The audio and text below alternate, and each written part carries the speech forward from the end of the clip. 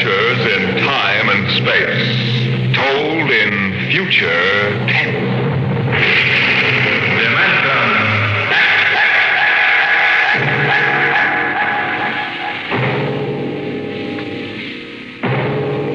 The National Broadcasting Company, in cooperation with Street and Smith, publishers of astounding science fiction, bring you Dimension X.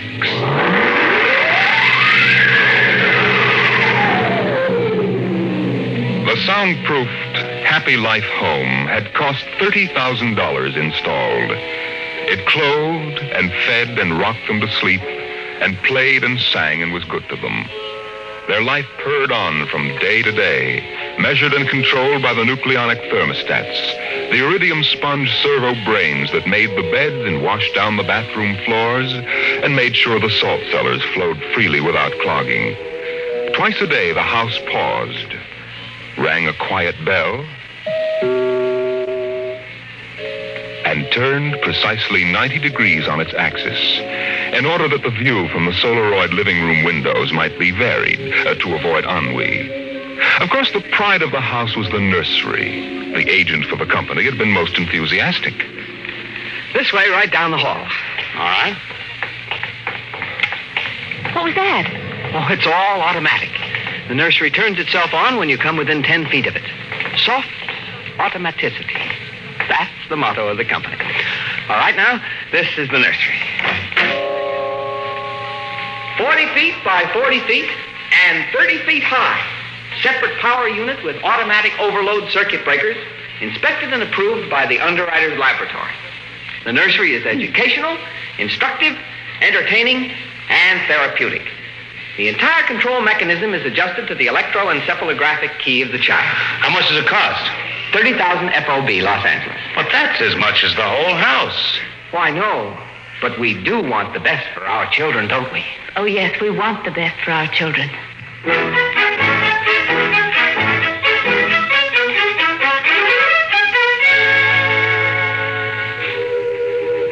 And it was the best.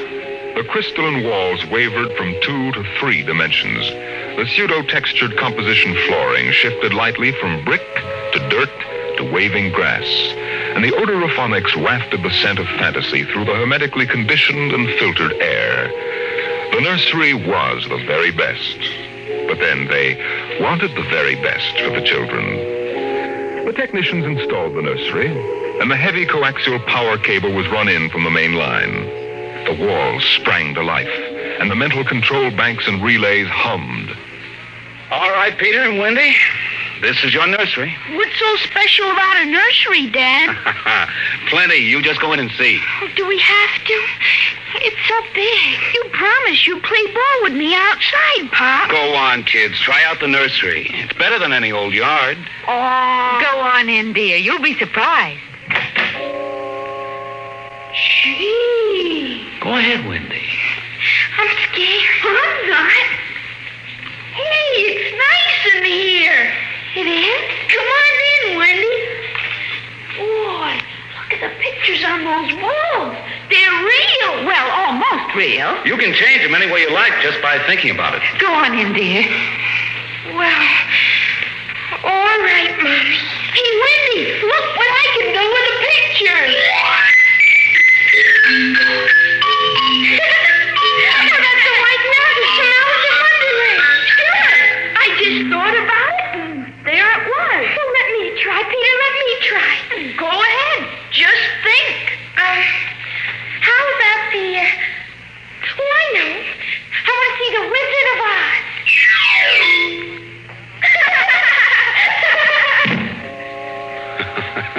Well, dear, there we are. They like it, don't they? Well, why shouldn't they? All they have to do is think, and they've got whatever they want in 3 dimensions. Color, sound, and smell. Oh, think what it would have been like to have a nursery like that when you were a kid. It's nice that we can give them all the advantages. Why, sure. What else are we working for, huh? That's right. Well, what do you want to do this evening? Well, the Petersons asked us over for bridge, but... Oh, we don't have to worry about the kids. They'll be all right in the nursery. Come on, Lydia. We deserve a night out.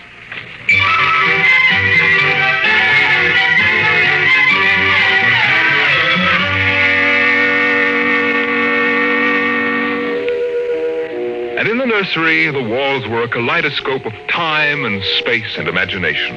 The green forest of Sherwood and quiet forms of Robin and his merry men gave way to the roll of the high seas and the smell of salt in the air as Sir Henry Morgan sailed into the harbor at Jamaica. It's my turn now, Peter. You've got to be fair. It's my turn.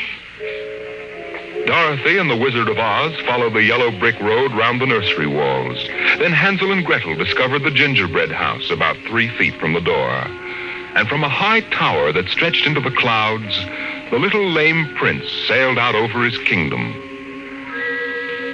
And behind the crystal and quartz walls, the vacuum tubes and grids and banks of mental image tape spun quietly and efficiently, erasing the line between illusion and reality. Of course, the electric bill from Consolidated Utilities was tremendous, but it was worth it. The house went on. The stove hummed happily in the kitchen, making breakfast, dinner, and supper for 4, turning the eggs over lightly and producing popovers electronically calculated by capacity to a 30-volt current and specific gravity. The automatic laundry did the shirts with a medium starch in the collars, except the button-down Oxfords, which had no starch at all. The Happy Life home breathed contentedly as life proceeded with soft automaticity as guaranteed in the brochure and bill of sale. George. George, I wish you'd look at the nursery. Well, what's wrong with it? Well, I don't know. Well, that might... I just want you to look at it, that's all. Or call a psychologist to look at it. What would a psychologist want with a nursery? Oh, now, George, you know very well what he'd want. I was in the nursery last week. It's perfectly all right. Well, it's different now. Huh? What do you mean, different? Well, I just want you to come and see. Are the kids there? No, Madge Allen took them to a show along with her kids. That's why I want you to look in now before they get back. All right. What you expect me to do, I don't know. I'm no mechanic. This isn't a question of a leaky faucet, George. All right, dear, I'm coming.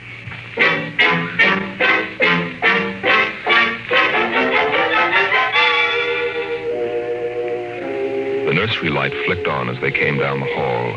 The relays clicked, and the tubes warmed, and chemical odor banks and pipes bubbled into life as they paused before the closed door. Go ahead, George. Open it.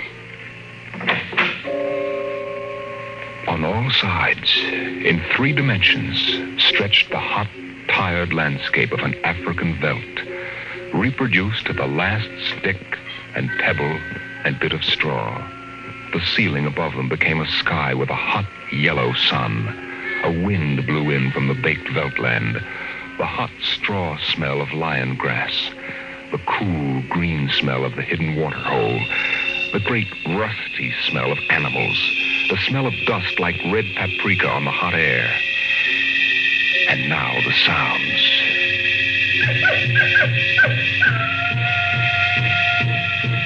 The howl of the jackal in the distance, the thump of distant antelope feet on grassy sod, and the papery rustling of the great vultures that wheeled and circled under the yellow, burning sun. Oh, let's get out of this sun. It's a little too real. Oh, no, George, you promised you'd look around. Well, I don't see anything. Now, wait a minute. Look, there are the vultures. Filthy creatures. And there are the lions. Far over that way. Yes, I see them. They're on their way to the water hole. They've just eaten. Eaten? Yes, I can't see what. The sun's too strong. Well, shade your eyes. It's some animal. A zebra or a baby giraffe, maybe. Can you see it? Are you sure? It's a little too late to be sure. Nothing over there but clean bone. Vultures dropping for what's left. George, did you hear that scream? What scream? Just now. Sorry, hon, no. Here come the lions. George, they're frightening. Take it easy, Lydia. They're just illusions. It was a miracle of mechanical efficiency, the lions prowling toward them over the tawny veldtland. A miracle of inventive genius. Every house should have one. The lions were 15 feet away. So real, so startlingly real, you could feel the prickling fur on your hand. Your mouth was stuffed with the dusty upholstery smell of their heated pelts. And the yellow of them was in your eyes, like the yellow of an exquisite tapestry. The yellows of lions and summer grass. The sound of the matted lion lungs exhaling on the silent noontide. And the smell of meat from the panting, dripping mouths. George, I'm afraid. They're so real. They're only an illusion, Lydia, that's all. Watch out! Out, quick, outside. Oh, George. Lydia, my poor, sweet Lydia. George, they almost got her. No. Take it easy. Calm down. Yes, but I could feel their breath. No. Get a hold of yourself, Lydia. They aren't real. Walls, that's all it is. Crystalloid walls. But they look so real. Yes, darling. Of course they do. But it's all dimensional color reactionary process and mental tape film behind glass screens. It's all odorophonics and sonics. Now, here, take my handkerchief. I'm afraid, George. Did you see? Did you feel? It's too real. No, Lydia. We've got to tell Wendy and Peter not to read any more on Africa. Yes, of course, dear. Do you promise? Sure. And lock the nursery for a few days. Oh, now, wait a minute, dear. Let's keep our sense of proportion. George, I want you to lock that place up. Honey, you know how difficult Peter is about that. I punished him last week by locking the nursery for an afternoon, and he threw a tantrum, and Wendy, too. Honey, they live for the nursery. I tell you, it's got to be locked. That's all there is to it. Lydia, you need a rest. Oh, I don't know. Maybe I don't have enough to do. I have too much time to think. All I do is set the menu selector dials at the beginning of the week. But, honey, that's the whole idea. The house is automatic. I know. But couldn't we turn it off for a couple of weeks? Just a couple of weeks and take a vacation. You mean that you want to fry eggs for me? Yes, I do. And darn socks, too.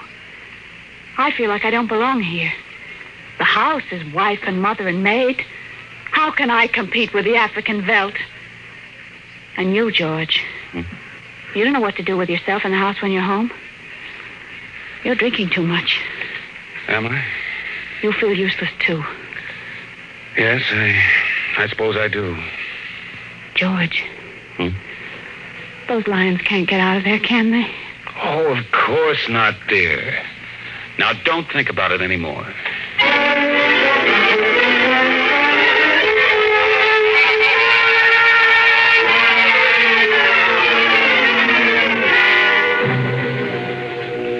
They ate alone. He sat idly watching the dining room table produce warm dishes of food from its mechanical interior. You forgot the ketchup. That's better. It wouldn't hurt to lock the children out of the nursery for a while. It was clear that they'd been spending too much time in Africa. Oh, that sun. He could still feel it on his neck like a hot paw. And the lions, and the smell of blood. Remarkable how the nursery caught the telepathic emanations of the children's minds and created a life to fulfill their desires. The children thought zebras, and there were zebras. Sun, death, and death. They were so young. But long before you knew what death was, you were wishing it on someone else. But this, the long, hot African Veldt, the awful death in the jaws of a lion, and repeated again and again and again. The children came home dutifully at 8:30. Hi, Mom. Hi, Pop. Hi, Peter. You want something to eat, Wendy? No, thanks. Well, we're just having dessert. We're full of strawberry ice cream. And hot dogs. We'll just sit and watch. Sure. Peter, tell us about the nursery. Nursery? Yes, all about Africa and everything. I don't understand. Your mother and I were just traveling through Africa with rod and reel. There's no Africa in the nursery. Oh, come now, Peter. We know better. I don't remember any Africa. Do you, Wen? Run Wendy, come back here. Wendy! Oh, she'll be right back, Pop. She doesn't have to. I've seen it. Now, come on. Sure, Pop. Wendy will tell us, though. Could they be lying? We'll see in just a moment. Peter, open the door. See, Daddy? It's not Africa. It's Florida. Like in the yearling. There go the deer, see? It isn't Africa. Yes, I see it isn't. Go to bed. But it isn't 9 o'clock. No, it isn't. You heard me. Go to bed. Okay. Night, Mom. Night, Pop. Good night. Good night, dears. I'll be right in. Lydia, wait a minute. Here, look at this. What is it? This is the corner where the lions were, isn't it? What's that you picked up? It's an old wallet of mine. There's a smell of hot grass on it. The smell of a lion. It's wet with saliva. And it's been chewed. George, those smears of blood. Come on out.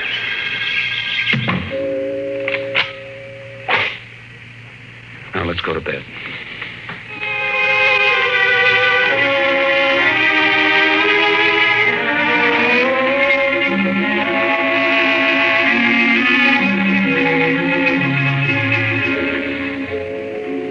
So they went to bed. But in the middle of the night, Lydia was still awake, and she knew her husband was awake. George. Hmm? How did your wallet get in the nursery? I don't know. Wendy must have changed the walls from the African Veldt. Honey, I'm going to keep it locked. Maybe it isn't good for the children. It's supposed to help them work off their neuroses in a harmless way. I'm starting to wonder. We've given the children everything they wanted. My father used to say children are like carpets. They should be stepped on occasionally. We've never lifted a hand. They're spoiled. And we're spoiled. I think I'll have Dr. McLean come tomorrow morning and have a look at Africa. Yes, only it isn't Africa now. It's Florida and the yearling. I have a feeling it'll be Africa again before then. George, Wendy and Peter aren't in their room. No. They've broken into the nursery. Those screams. They sounded familiar. Did they? Yes, awfully. Oh, George.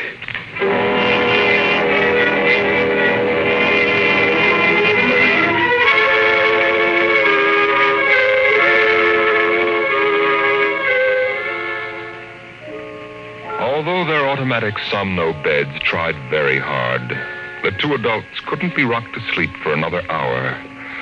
A smell of cats was in the night air.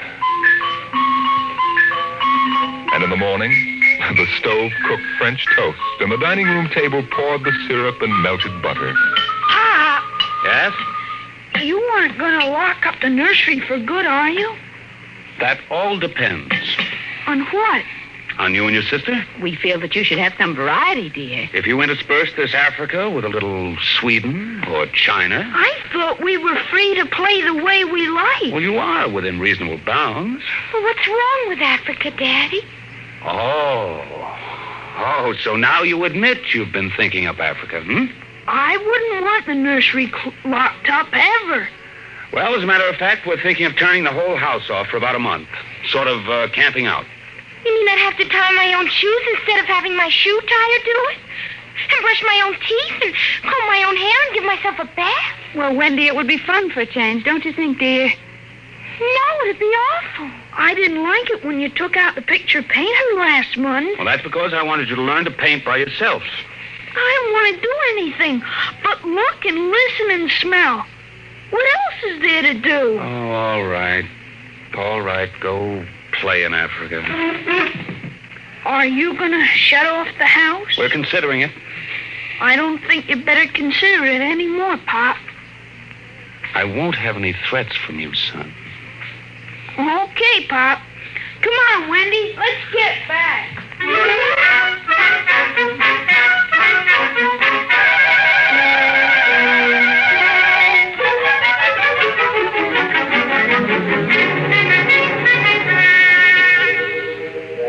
At After breakfast, Dr. David McLean was announced by the audio knocker. And the dining room table,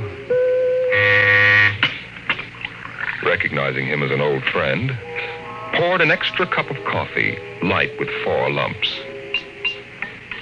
I saw the nursery last year, George. It looked all right to me. You didn't notice anything unusual? No. The pattern showed the usual violence, a tendency toward slight paranoia. All children feel persecuted by their parents. Perfectly normal. I locked the nursery and they broke into it last night. I let them stay so they could form the patterns for you to see. There it is. Well, suppose we take a look at it right now.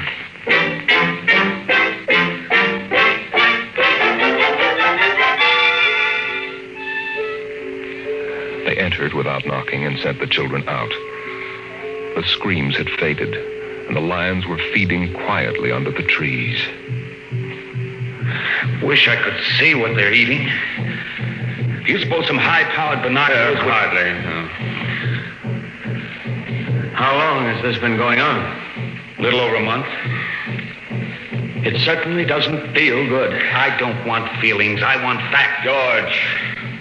George, a psychologist, never saw a fact in his life. He knows about feelings, and this doesn't feel good. My advice to you is to have the whole room torn down and your children brought to me every day for the next year for treatment. Is it that bad? I'm afraid so. You know, that's why the nursery was developed originally, to let us examine the patterns left on the wall by a child's mind. But what is it? What's wrong with Peter and Wendy? Well, it's hard to say. I haven't punished them more than average, though I took away a few gadgets. Last week, I locked the nursery to show I meant business. George, you've let this room replace you and your wife and your children's affections. This room is their real father and mother. And now you come along and want to shut it. You can feel the hatred coming out of that sky. George, turn everything off. The nursery, the automatic kitchen, the whole confounded automatic house. Start now. But won't the shock be too much for the children? I don't want them going any deeper. Let's get out of here. I never liked these rooms. Get me nervous. Those lions look real, don't they? I don't suppose there's any way that... What? That they could become real. Certainly not. Some flaw in the machinery, tamper. No. I don't imagine the room will like being turned on. Nothing ever likes to die. Even a room. I wonder if it hates me for turning it on. Paranoia is thick today. Hello. Is this your scarf? It's stained. Brown. Say, that's blood. That's Lydia's. Come on, the main fuse box is out here. Go ahead. Pull the switch.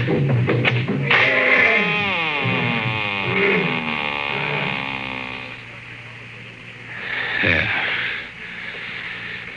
It's off.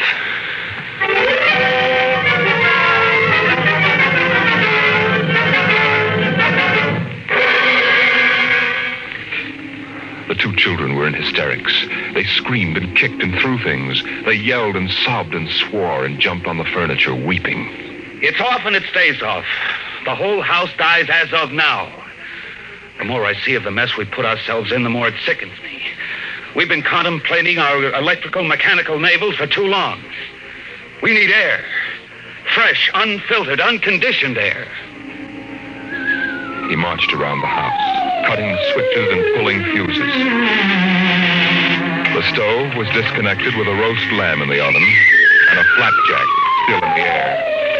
The heaters, the shoe shiners, the shoelacers, the body scrubbers and swabbers and massagers. He pulled the plugs and shorted out the controls, one after the other. The house became full of electronic corpses. It was a mechanical cemetery, so silent. None of the humming, hidden energy of the machines waiting to function at the tap of a button. And by the still dining room table, its radionic insides dead and currentless, Peter wailed at the house. Don't let them do it. Don't let Pop kill I hate you. Peter, please. Insults won't get you anywhere. I wish you were dead. We were for a long while. Now we're going to start really living. One more, Daddy, just one more. Oh, Wendy, one honey. more minute of the nursery, that's all. Just one more Oh, minute. George. George, it can't hurt, really. Oh, all right. Only shut up. 1 minute. And that's the end. Forever. Gee, thanks, Pop. Thanks. Then we're going on a vacation. Dr. McLean is coming in a half hour to help us out. Lydia, turn on the nursery. Now, remember, kids, it'll be just for 1 minute. Oh, boy. Come on, Wendy, come on. Oh, thanks, Daddy. Thanks a lot. Just 1 minute, remember. Oh, where'd I put those suitcases? Lydia! Don't shout, George. I'm right here. Oh, did you leave them alone in the nursery? Well, I've got to get ready, George. Oh, that awful Africa. What can they see in it? Well, in an hour, we'll be on our way to Iowa. What prompted us to buy a nightmare like that? Pride, I guess. We had the money and we were foolish. I guess we'd better get them out of there before they get involved with those beasts again. Pop! Pop! Pop, come in. Daddy! Mommy! Come on, quick. Wendy! Wendy, Peter, what's the matter? Hurry up. Open the nursery. Wendy! Peter! Well, they aren't anywhere. Wendy! Peter! Peter! Oh, The door. Open the door. They've locked it from the outside. Peter! Peter, open up! Peter! Don't let them. Don't let them turn off the nursery. Now, don't get ridiculous, children. It's time to go. Wendy! Wendy, open the door, dear! Let us out. Peter, open the door. It's time to go. Open the door. George! George, the lions! Peter, do you hear me? Open this door. They're all around us! George! Son! Son, do you hear me? Let us out. George, look out! The lions are coming!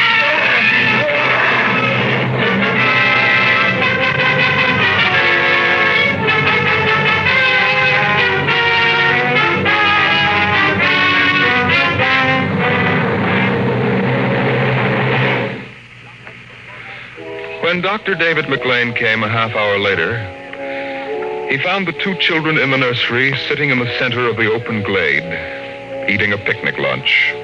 Beyond them was the water hole in the yellow Veldt land. Above was the hot sun. Dr. McLean saw at a distance the lions fighting and clawing, and then settling down to feed in silence under the shady trees. Hi, kids. Where are your mom and dad? Oh, they'll be here directly. Good. We've got to get going. He squinted at the lions with his hands up to his eyes. Now they were done feeding. They moved to the water hole to drink. A shadow flickered as the vultures dropped down from the blazing sky to finish what the lions had left. Dr. McLean. Dr. McLean, Huh? What? have a cup of tea?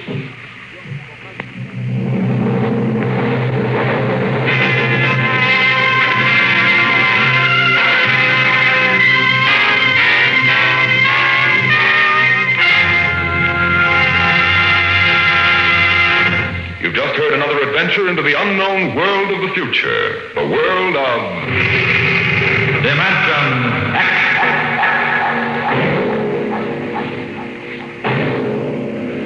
How soon we actually build a spaceship to conquer the stars depends upon many factors, not the least of which is a man, the overwhelming desire to create such a ship, and the power to have it done. Next week, we tell the story of such a man as Dimension X brings you Nelson Bond's The Vital Factor. Dimension X is presented transcribed each week by the National Broadcasting Company in cooperation with Street and Smith, publishers of the magazine Astounding Science Fiction. Today, Dimension X has presented The Veldt, written for radio by Ernest Kenoy from Ray Bradbury's The Illustrated Man. Included in the cast were Leslie Woods and Bill Quinn as the parents, Joan Laser and David Anderson as the children. Your host was Norman Rose. Music by Albert Berman. Dimension X is produced by William Welch and directed by Fred Way.